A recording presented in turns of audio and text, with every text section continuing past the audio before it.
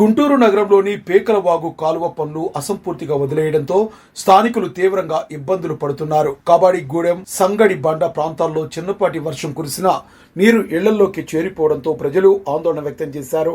ఈ సమస్యను పరిష్కరించాలని డిమాండ్ చేస్తూ స్థానిక కలెక్టర్ కు వినతి పత్రాన్ని అందజేశారు. వెంటనే చర్యలు తీసుకోవాలని, కాలువ పనులు పూర్తి చేయాలని, వర్షాకాలంలో మరింత ఇబ్బందులు తలెత్తకుండా చూడాలని కోరారు. దాని గురించి ఎన్నోసారి మనం ప్రభుత్వానికి తీసుకెళ్లాం.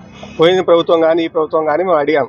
వస్తున్నారు, చూస్తున్నారు, వెళ్తున్నారు, ఇవాళ చేస్తాం, రేపు చేస్తాం, వర్షాలు తగ్గాలంటున్నారు.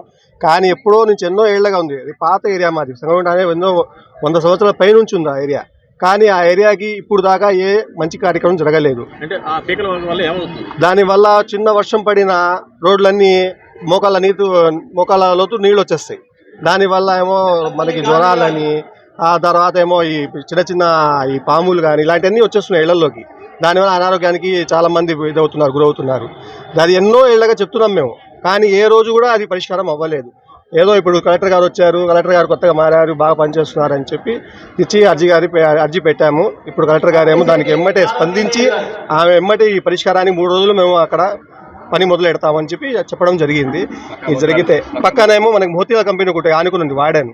దాంట్లో కూడా మొత్తం చెట్లు, అసలు మొత్తం కొత్త చెరువు లాగుంది. అది వర్షం పడితే ఆ నీళ్ళన్నీ ఇటు వచ్చేస్తున్నాయి. దాన్ని కూడా మేము ఎన్నోసార్లు చెప్పాము, అదేనా కొద్దిగా చూడండి పరిష్కారం అని. అది కూడా మేము తీసుకెళ్ళామండి. ఎమ్మెల్యే గారు వచ్చారు, 1-2 సార్లు వచ్చారు, చూశారు, వెళ్ళారు. వాళ్ళు కూడా అదే చెప్తున్నారు, పని చేస్తాం, మొదలు పెడతాం, వర్షాలు తగ్గితే మొదలు పెడతామని చెప్పారు. ఇప్పుడు ఎమ్మెల్యే గారు కూడా చేస్తా అని చెప్పారు. మళ్ళీ ఎప్పుడు మొదలు పెట్టారనేది మనం చూస్తున్నాము. కలెక్టర్ గారు మటుకు 3 రోజులు గడువు ఇచ్చారు. ఈ 3 రోజులు మనం పని మొదలు పెడతామని చెప్పారు. నా పేరు షేక్ గౌస్ అండి.